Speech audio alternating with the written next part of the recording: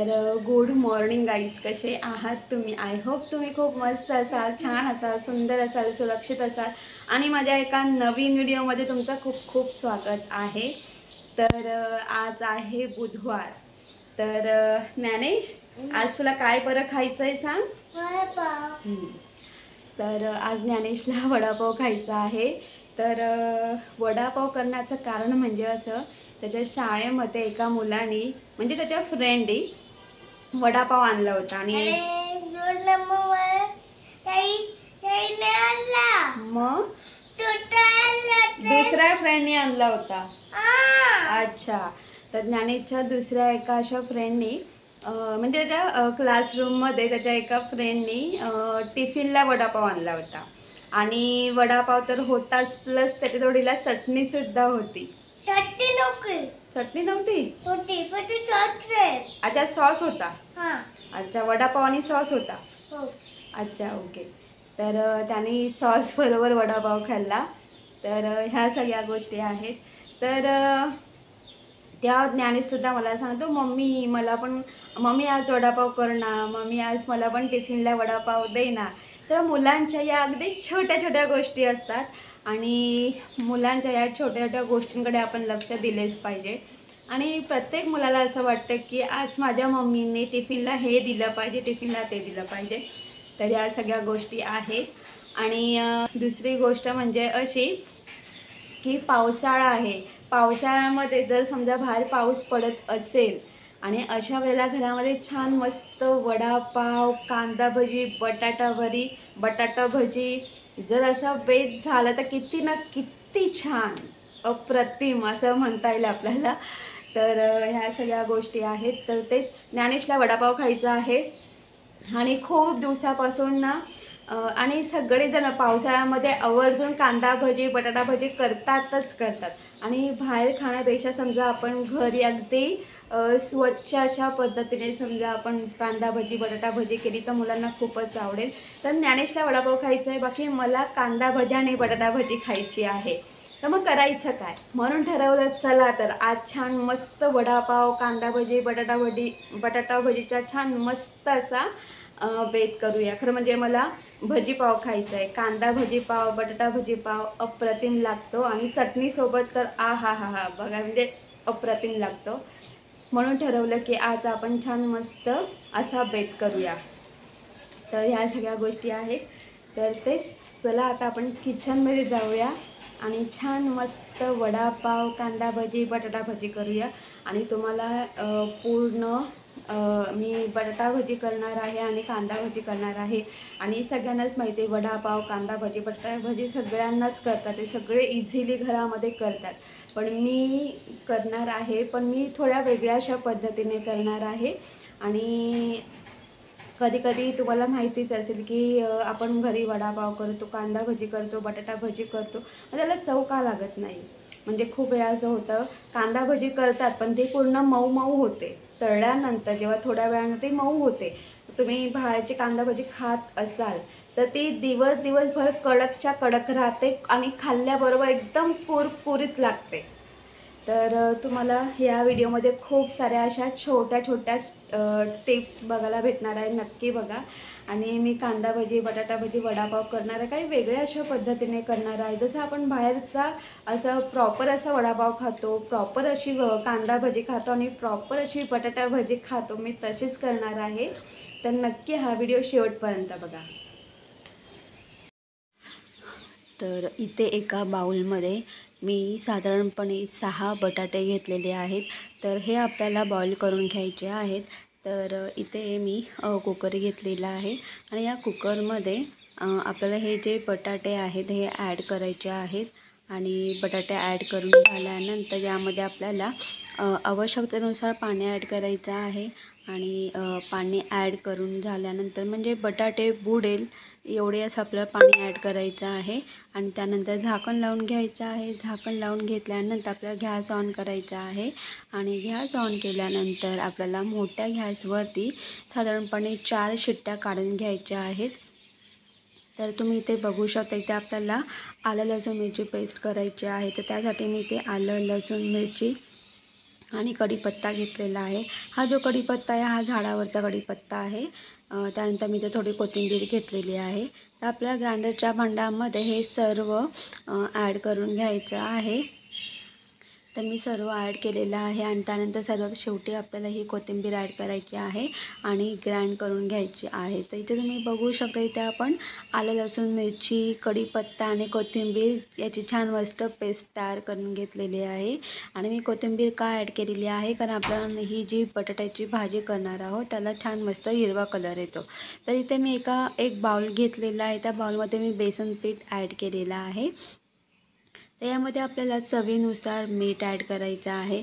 तर मी इथे बटाटे वडे तळण्यासाठी म्हणजे हे जे पीठ आहे ते भिजून घेणार आहे आणि त्याचबरोबर बटाटा भजीसाठी सुद्धा मी पीठ भिजवून घेणार आहे। तर तुम्ही इथे बघू शकता, इथे मी हळद ॲड केलेली आहे। हळद चवीनुसार मीठ ॲड केलेलं आहे। छान व्यवस्थित मिक्स करून घेतलेलं आहे। यामध्ये पाणी ॲड करायचं आणि छान मस्त आपल्याला याचं बॅटर तयार करून घ्यायचं आहे। तुम्ही इथे बघू शकता, मी ते याचं छान मस्त असं हे बॅटर तयार करून घेतलेलं आहे। आणि आपल्याला हे जे बॅटर आहे छान अशा पद्धतीने फेटून घ्यायचं आहे। त्याचबरोबर फेटून झाल्यानंतर झाकण ठेवून आपल्याला जवळजवळ 15 ते 20 मिनिटं हे बॅटर असं साईडला ठेवायचं आहे। इथे मी दुसरा बाउल घेतलेला आहे। जसं की मी तुम्हाला मागाशी सांगितलं होतं की आपण बटाटा भजी करणार आहोत, त्यासाठी सुद्धा मी आता इथे बेसन पीठ भिजून घेणार आहे। तर इथे मी आलं लसूण मिरची कोथिंबीर पेस्ट करून घेतलेली आहे आणि हे तेच मी त्या ग्राइंडरच्या भांड्यामध्ये थोडं जे पाणी ॲड करून जे वाटणाचं पाणी असतं, तर ते हे आलं लसूण मिरची पेस्ट हे जे पाणी आहे ते सुद्धा मी साईडला करून घेतलेलं आहे आणि कोथिंबीर बारीक चिरून घेतलेली आहे। बाउलमध्ये बेसन पीठ ॲड करायचं आहे। त्याचबरोबर यामध्ये चवीनुसार मीठ ॲड करायचं आहे आणि आपण इथं थोडीशी हळद ॲड करणार आहोत आणि हळद ॲड करून झाल्यानंतर आलं लसूण मिरची पेस्ट ॲड करून घेणार आहोत आणि त्यानंतर थोडी कोथिंबीर ॲड करायची आहे आणि छान व्यवस्थित मिक्स करून घ्यायचं आहे। आणि व्यवस्थित मिक्स करून झाल्यानंतर यामध्ये पाणी ॲड करून आपल्याला याचं बॅटर तयार करून घ्यायचं आहे।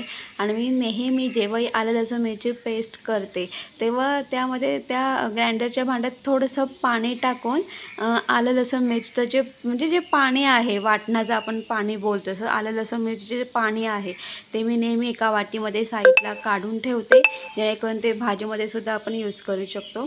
तर तेच पाणी मी या बॅटरमध्ये ॲड केलेलं आहे। छान व्यवस्थित मिक्स करून फेटून घ्यायचं आहे आणि झाकण ठेवून 15 ते 20 मिनटासाठी साईडला ठेवायचं आहे।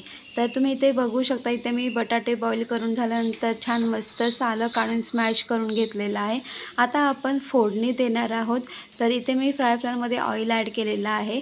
तर आपल्याला यामध्ये जिरं राई ॲड करायची आहे आणि जिरं राई ॲड करून झाल्यानंतर आपण यामध्ये कढीपत्ता ॲड करणार आहोत। कढीपत्ता ॲड करून झाल्यानंतर यामध्ये थोडीशी हळद ॲड करायची आहे, गरम मसाला ॲड करायचा आहे आणि गरम मसाला ॲड करून झाल्यानंतर छान व्यवस्थित असं फ्राय करून घ्यायचं आहे। आणि आपण जे आलं लसूण मिरची कोथिंबीर कढीपत्ता याची जी पेस्ट केली होती ती ॲड करून घ्यायची आहे। छान व्यवस्थित मिक्स करून घ्यायचं आहे अगदी 1 ते 2 मिनटं आणि लगेच आपल्याला आपण जी बटाट्याची भाजी केली होती ती यामध्ये आपल्याला ॲड करायची आहे। त्यानंतर चवीनुसार मीठ ॲड करायचं आहे आणि छान व्यवस्थित ही जी भाजी आहे व्यवस्थित मिक्स करून घ्यायची आहे। तर तुम्ही इथे बघू शकता, इथे आपली भाजी तयार आहे। आता यामध्ये आपण कोथिंबीर ॲड करूया आणि पुन्हा एकदा सगळं व्यवस्थित मिक्स करून घेऊया। आणि आपल्याला प्रत्येक भाजीसाठी कोथिंबीर लागते, म्हणजे कोथिंबीर म्हणजे बोलतात ना, जसं अन्न पाणी निवाराचा आपल्या जीवनातला हा अविभाज्य म्हणजे ह्या तिन्ही गोष्टींची खूप गरज आहे। जसे जेवण जेव्हा आपण करतो तेव्हा जेवण करताना कोथिंबीरसुद्धा आपल्याला हवीच असते, कारण भाजी झाल्यानंतर आपल्या वरतून कोथिंबीर टाकावीच लागते। तर त्यामुळे कोथिंबीर ही आपल्या घरात असतेच असते। तर इथे ही जी बटाट्याची भाजी आहे ही छान मस्त थंड करून घ्यायची आहे आणि भाजी थंड करून झाल्यानंतर याचे असे छान मस्त आपल्याला वडे करून घ्यायचे आहेत गोल गोल। तर मी तुम्हाला सांगेल की मी वडे करत होती, पण वडे करता करता मला ज्ञानेशलासुद्धा मदत करायची होती. त्यामुळे तो सुद्धा इथे साईडला आलेला आहे. स्टूल घेतलेला आहे, त्या स्टूलवरती तो बसलेला आहे आणि त्यानंतर तुम्ही इथे बघू शकता तो सुद्धा इथे मला मदत करतो आणि त्यानेसुद्धा अगदी छोटे छोटे इथे वडे तयार करून घेतलेले आहेत. आणि म्हणजे जेव्हाही मी जेवण करते ना, तेव्हा तो नेहमी मला मदतीसाठी येत असतो, पण म्हणजे मदत करत असतो. पण मी त्याला ना शक्यतो सांगत असते की ज्ञानेश, तू अजून लहान आहेस, तू आता मला काही मदत करू नकोस, तू थोडा मोठा हो आणि मग मला मदत कर. तर हे सगळे वडे ज्ञानेशने केलेले आहेत छोटे छोटे. तर इथे आपले वडेसुद्धा आपण छान मस्त हाताने वडे तयार करून घेतलेले आहेत. तर इथे तुम्ही बघू शकता, इथे मी कढईमध्ये तेलसुद्धा ॲड केलेलं आहे. जे तेल आहे तेल गरम करून घ्यायचं आहे. आता एक महत्त्वाची प्रोसेस म्हणजे बघा काय करायचं आता आपल्याला. तर इथे मी कुकिंग सोडा घेतलेला आहे.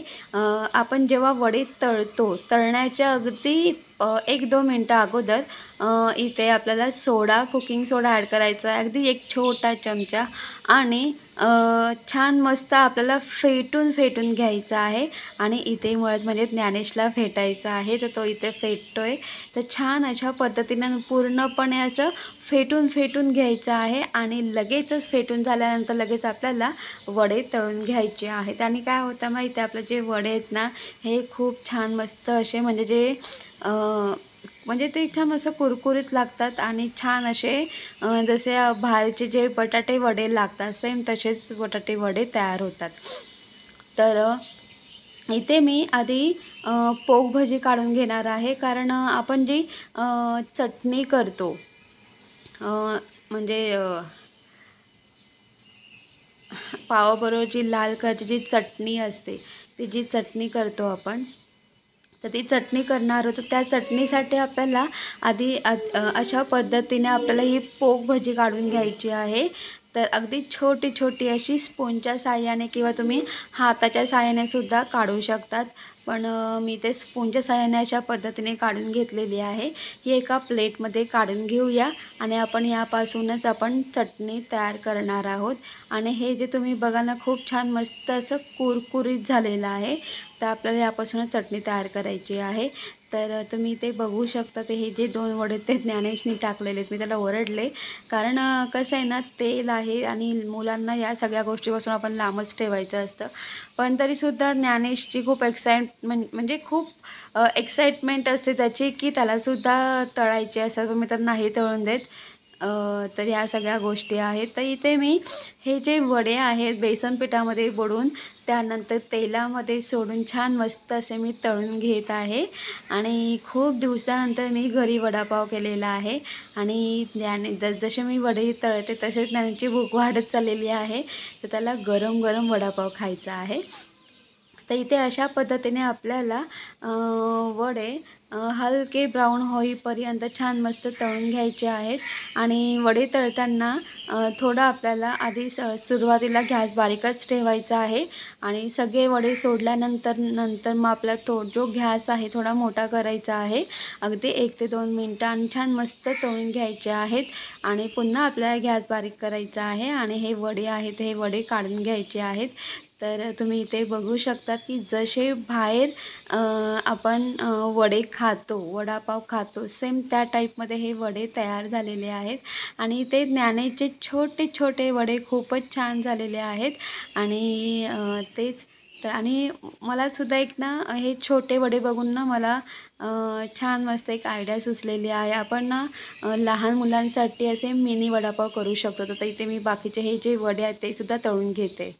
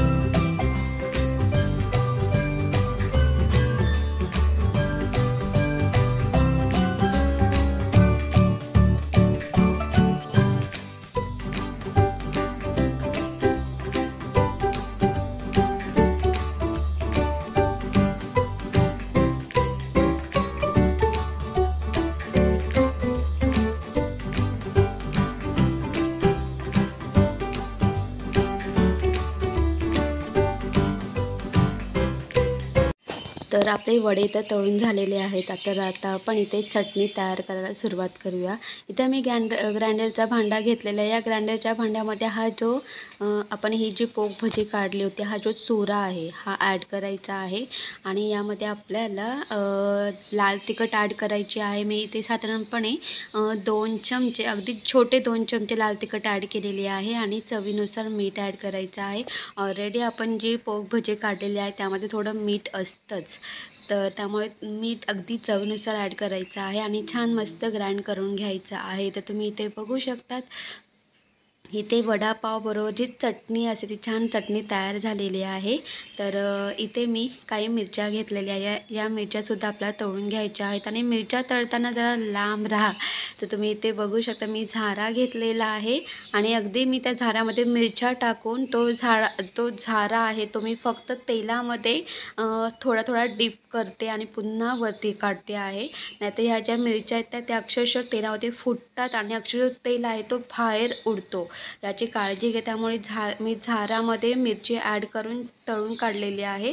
थोडा वेळ तेलात सोडायची, पुन्हा तो झारा वरती घ्यायचा आहे. अशा पद्धतीने आपल्याला ही मिरची तळून काढायची आहे. त्यामध्ये मीठ ॲड करून छान मस्त मिक्स करून घ्यायचं आहे. तर इथे तळलेल्या मिरच्यासुद्धा तयार. इथे आपले बटाटे वडे, मिरची आणि चटणी हे सगळं तयार झालेलं आहे. तर आता आपण कांदा भजीची तयारी करूया. त्यासाठी इथे मी 3 कांदे घेतलेले आहेत. 3 कांदे मी उभे चिरून घेतलेले आहेत. मी 3 मिरच्या बारीक चिरून घेतलेल्या आहेत. त्याचबरोबर इथे मी बडीशोप घेतलेली आहे आणि कोथिंबीर घेतलेली आहे. आणि आपल्याला एक बाउल घ्यायचा आहे. त्या बाउलमध्ये हा कांदा ॲड करायचा आहे. इथे मी डबा घेतलेला आहे, कुकरचा डबा घेतलेला आहे, त्यामध्ये मी कांदा ॲड केलेला आहे. त्याचबरोबर इथे आपल्याला मिरची ॲड करायची आहे. इथे मी बडीशोप ॲड करते. तुम्ही बडीशोपऐवजी तुम्ही ओवा शेपूचासुद्धा वापर करू शकता तुम्ही तुमच्या आवडीनुसार. तर इथे मी कोथिंबीर ॲड केलेली आहे. त्याचबरोबर इथे आपल्याला अगदी अर्धा चमचा हळद ॲड करायची आहे. आणि त्याचबरोबर इथे आपल्याला गरम मसाला ॲड करायचा आहे आणि थोडी लाल तिखट ॲड करायची आहे. इथे माझी हळद उडली, तुम्ही बघितलीच असेल. तर इथे किचनच्या खिडकीमध्ये हवा येते आणि आता बाहेर थोडं पाऊस चालू आहे, त्यामुळे हवा पण चालू आहे, त्याच्यामुळे मग थोडी हळद तुम्हाला उडताना दिसली. आता यामध्ये आपल्याला चवीनुसार मीठ ॲड करायचं आहे. आणि मीठ ॲड करून छान व्यवस्थित मिक्स करून घ्यायचा आहे. हा जो कांदा आहे ना, या ज्या स्लाईस आहेत ना, म्हणजे उभ्या, त्या वेगवेगळ्या करून घ्यायच्या आहेत. आणि पूर्ण हा जो कांदा आहे ना, आपल्याला पूर्णपणे मळून घ्यायचा आहे. सांगण्याचं तात्पर्य एवढंच आहे की या सगळ्या कांद्याला मीठ लागला पाहिजे. आणि मिठामुळे काय होतं माहिती आहे का, कांद्याला पाणी सुटतं आणि त्या पाण्यामध्येच आपल्याला बेसन पीठ काढून घ्यायचं आहे. तर ही सगळी प्रोसेस असते.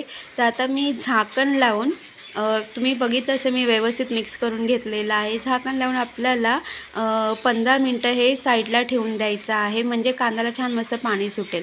आता इथे आपण बटाटा भजी करतो आहे, त्यासाठी इथे मी 2 बटाटे घेतलेले आहेत. आणि इथे माझी ना, इथे ही जी म्हणजे चकत्या पाडण्याची जी हे आहे, म्हणजे तर किसणी आहे, तर ती अशी झिगझॅगची आहे. तर त्यामुळे ज्या बटाट्याच्या ज्या स्लाईस आहेत त्यासुद्धा छान मस्त अशा झिगझॅगच्या टाईपमध्ये आलेल्या आहेत आणि छान वाटतं हे सगळं. आणि ज्ञानेशलाने याची भजी खायला खूप आवडते. तर इथे आपण अशा पद्धतीने बटाट्याच्या गोल स्लाईस छान मस्त करून घेतलेल्या आहेत. आणि हे बघताना अप्रतिम वाटतं, छान वाटतं. आणि याचे जर वेपर्स तळून खाल्ले ना तर अप्रतिमच लागतात.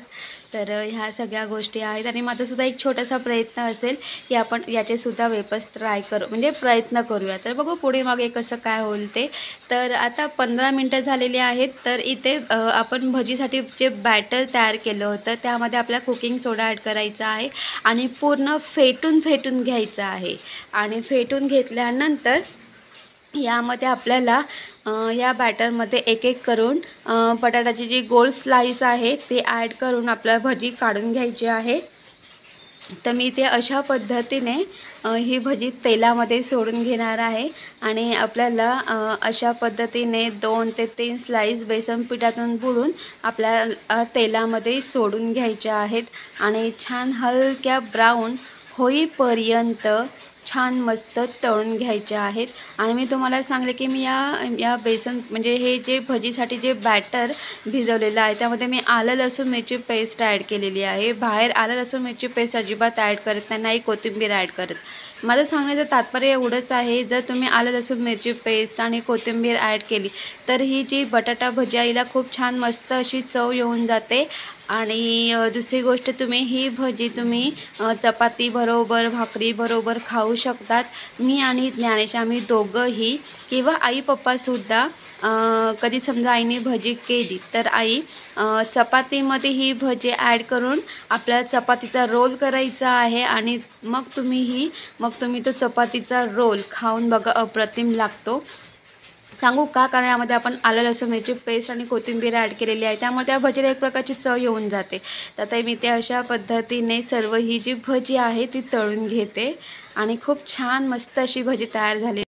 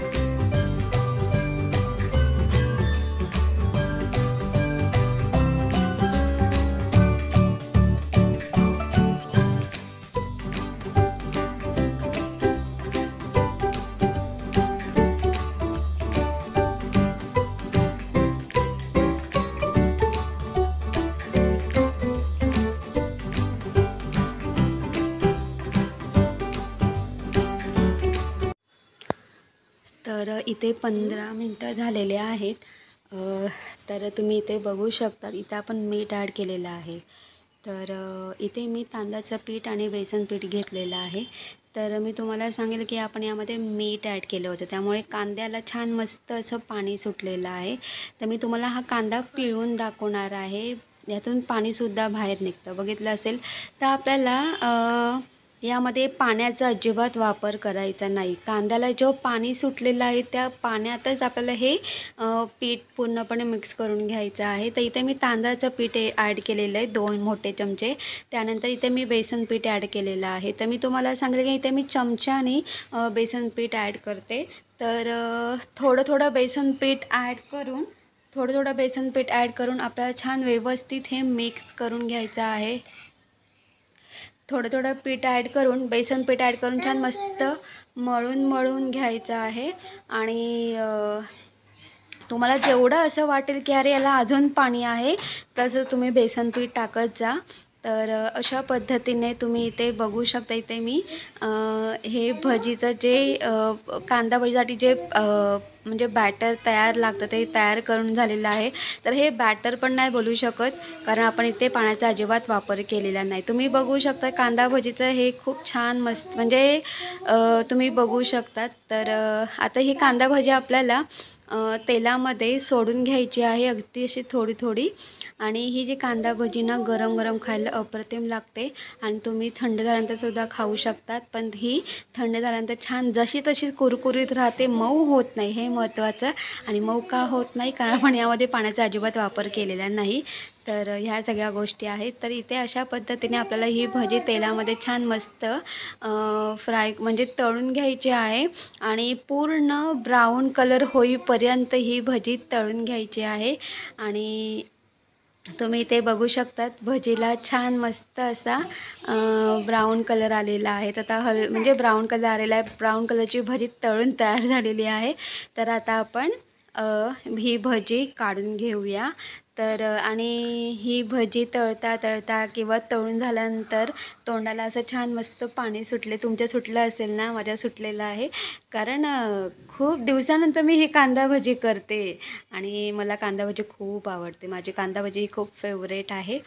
तर इथे अशा पद्धतीने जे थोडं जे थोडं जे पीठ उरलं होतं ना, मी त्यातही त्याचेसुद्धा भजी काढून घेतलेली आहे. तर इथे अशा पद्धतीने आपली कांदा भजी तयार झालेली आहे.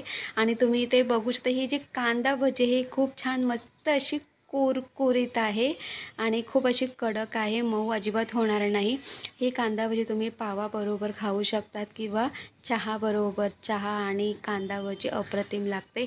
तर तुम्ही इथे बघू शकता, इथे आपले मस्तपैकी अ, पाव, त्यानंतर त्याचबरोबर इथे बटाटा भजी, त्याचबरोबर कांदा भजी, त्यानंतर आणि ते तुम्ही बटाटा भजीसुद्धा बघू शकतात. कांदा भजी, बटाटा भजी, त्याचबरोबर तळलेल्या मिरच्या, त्यानंतर आपण पोग भजीपासून जी चटणी केली होती ती, त्यानंतर तळलेल्या मिरच्या. आहाहाहा! एवढं छान मस्त असं हे आज वडापावचा बेत आहे. त्याचबरोबर तळलेले वडे आणि आणि इथे मी ब्लॅक टी घेतलेला आहे. तर नेहमी आपण बाहेर जेव्हा बघतो तेव्हा बाहेर आपण मस्त कांदा भजी, बटाटा भजी मागवतो आणि त्याचबरोबर चहा. पण आपल्याला काही काहींना दुधाचा चहा आवडतो, मला ब्लॅक टी आवडतो. त्यामुळे त्यानुसार मी इथेही ब्लॅक टी घेतलेला आहे. तर हा सगळा बेत आहे आणि मी विसरलेली वड्याची प्लेट तर ठेवायला.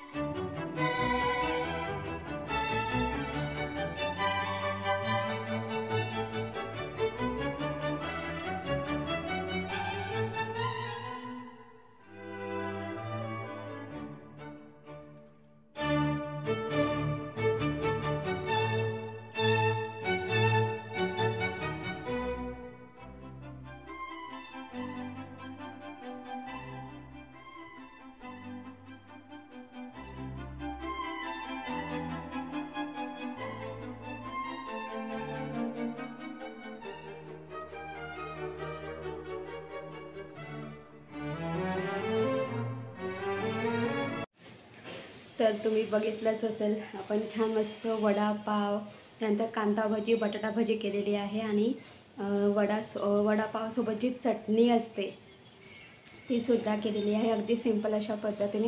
आणि जी चटणी आहे ना ती खूप टेस्टी लागते हां. ती चटणी तुम्ही चपातीबरोबर, भाकरीबरोबर खाल्ली ना तरीही चालेल, अप्रतिम लागते. नुसतं पाव चटणी किंवा चटणी पाव खाल्ला तरीही चालेल. किंवा आपण कधी त्याची ती पोग भजी काढतो ना छोटी छोटी ती, आणि त्याचबरोबर ती चटणी तुम्ही पावाबरोबर खा, अप्रतिम लागते. चटणी पाव टेस्टी असा लागतो. तर मी तुम्हाला एकच सांगेल की ना, आपण बाहेर वडापाव, भजीपाव, कांदा भजी वगैरे खातो. पण जर तुम्ही घरी अशा पद्धतीने कांदा भजी, बटाटा भजी केली आणि वडापाव केले तर सगळेजण पोट भरून खातील. ह्या सगळ्या गोष्टी आहेत. आणि मी तुम्हाला एकच सांगेल की मी फक्त, तुम्ही बघितलंच असेल, मी फक्त 2च बटाटे घेतले होते आणि त्या 2च बटाट्याची मी बटाटा भजी केलेली आहे. पण ती बटाटा भजी किती सारी झाली तुम्ही बघितलंच असेल. त्यानंतर मी 3 कांदे घेतले, पण 3 कांद्यांबरोबर किती कांदा भजी झाली. सांगण्याचं तात्पर्य एवढंच आहे की म्हणजे मुलांना बाहेर खाण्याची सवय लागणार नाही. आपण समजा अधूनमधून असं समजा पावसाळ्यामध्ये कांदा भजी, बटाटा भजी किंवा कधी वडापाव जर असं घरातल्या घरात आपण जर केलं तर मुलांनासुद्धा आवडेल. आणि नेहमी आपल्या जेवणामध्ये डाळ, भात, भाजी, त्यानंतर भाजी भाकरी, त्यानंतर चपाती भाजी असतेच, हे जेवण आहेच. पण त्याचबरोबर कधी कधी समजा ना डाळ भात खाऊन कंटाळा आला असेल, आमटी भात खाऊन कंटाळा आला असेल, चपाती भाजी खाऊन कंटाळा आला असेल, भाकरी भाजी खाऊन कंटाळा आला असेल, तर अशा वेळेला तुम्ही काहीतरी असं वेगळं नक्कीच करून बघा. मुलं आवडीने खाते आणि खूप टेस्टी बनतं. या सगळ्या गोष्टी आहेत. फक्त काही छोट्या छोट्या ज्या टिप्स आहेत ना त्या फक्त लक्षात ठेवा. तर ह्या सगळ्या गोष्टी आहेत. तर गाईज, तुम्हाला माझा व्हिडिओ कसा वाटला ते कमेंट्स करून सांगा. जर तुम्हाला माझा व्हिडिओ आवडला तर माझ्या व्हिडिओ लाईक शेअर करा. आणि माझ्या चॅनलवरती नवीन असाल तर माझा चॅनल सबस्क्राईब करायला अजिबात विसरू नका. तोपर्यंत बाय बाय, टेक केअर. तुम्ही तुमची काळजी घ्या. Bye bye.